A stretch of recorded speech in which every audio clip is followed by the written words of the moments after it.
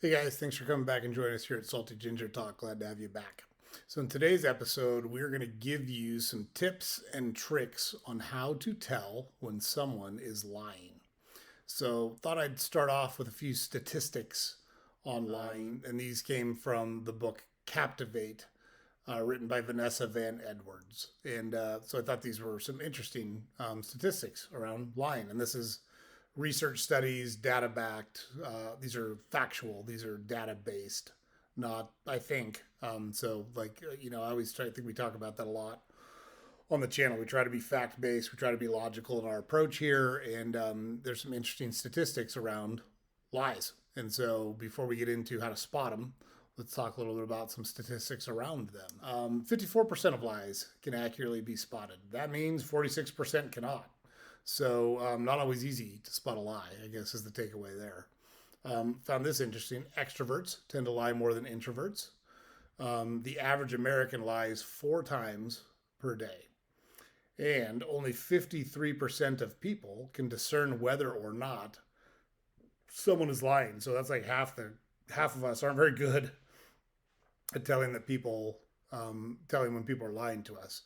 Along those same lines, in 2022, people who were victims of scams, phone calls, emails, et cetera, reported losing $8.8 billion to these scams.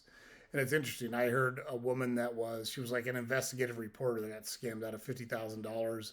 Megan Kelly talked on her podcast about her and her husband getting a phone call, someone that, sister's in jail. She got in a fight with a cop. We need $17,000 in cash for bail.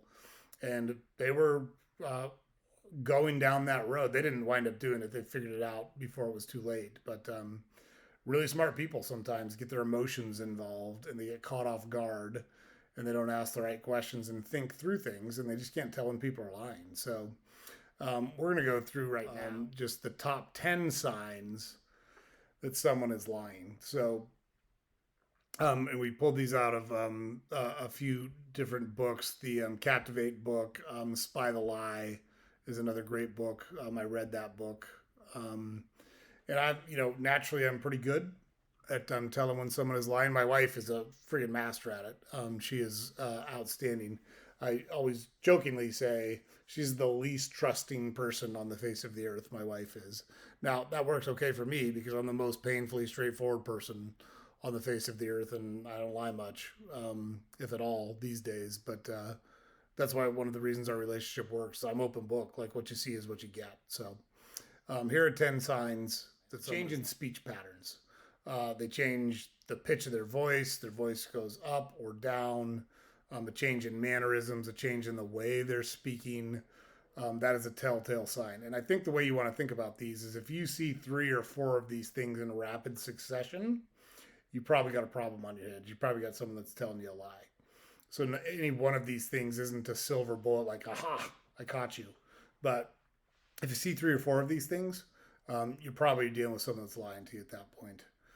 The use of non-congruent gestures. And this one, it's amazing how often this happens. The next time you watch a politician, watch what they say and then watch whether they're shaking their head yes or no. Many, many times when someone tells a lie, they'll shake their head no while they're telling the lie. Because subconsciously they know they're lying and it's kind of an involuntary response from their central nervous system in their body to say this and say whatever they're saying and shake their head no, like no, you shouldn't believe this, this is not true. It's amazing how often that happens. It's not foolproof, but it happens a lot. um, Not saying enough. When truth-telling witnesses describe what they saw and are asked, is there anything else, more details are generally revealed. But when liars are asked to go beyond their prepared stories, few other details are offered. So when you get some rehearsed story and you say anything else, nope, that's it.